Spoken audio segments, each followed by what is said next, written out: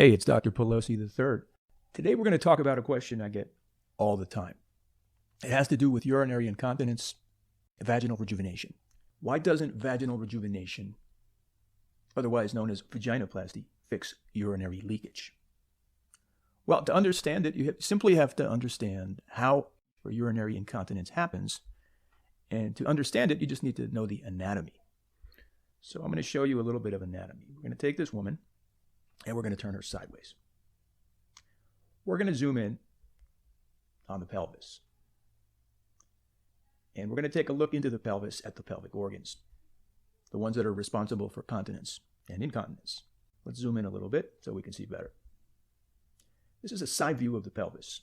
From left to right, you've got the bladder, you've got the vagina, and you've got the rectum.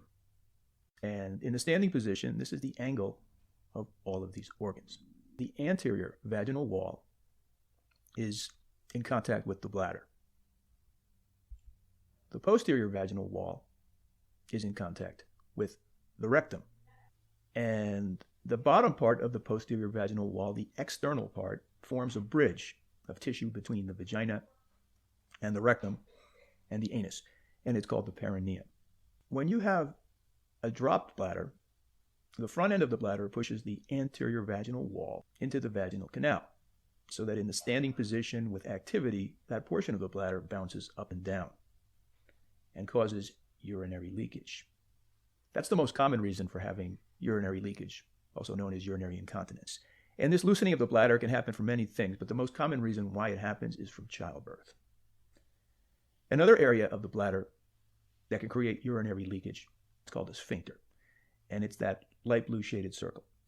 Now, the sphincter can be defective so that it doesn't close off the flow of urine, whether you're standing, laying down, or jumping around. And that's a different type of incontinence. The dropping of the bladder and bouncing with activity leakage is called stress incontinence. And the valve problem, sphincter problem type of incontinence is called intrinsic sphincter deficiency. You can have both.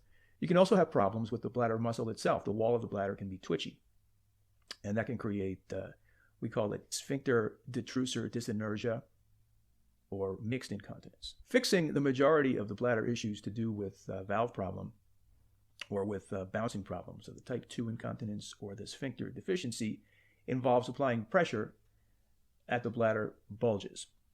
And that pressure is directed into the area of the anterior vaginal wall. And it's done either with Kegel exercises, if the muscles are in good shape, or with a vaginal insert called a pessary, or with surgery designed to pull that portion of the bladder upward and support it, which is done with sling operations or cystocele repairs.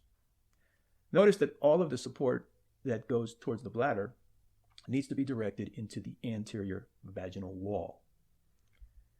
Now, if you take a look at a vaginoplasty, the vaginoplasty takes place on the posterior vaginal wall and at the perineum. This is why vaginal rejuvenation doesn't work so well for treating urinary incontinence. It pushes in the right direction, but it doesn't push enough in the right direction because the posterior vaginal wall is too far away from the anterior vaginal wall to provide direct support. For some women it helps, and for some women the amount of help that it offers improves the incontinence enough to make them happy, but it's not reliable because the effect of the vaginoplasty is not directly pressing on that anterior vaginal wall. So I hope you understand now why vaginal rejuvenation, when you're talking about vaginoplasty, doesn't really work well for urinary incontinence.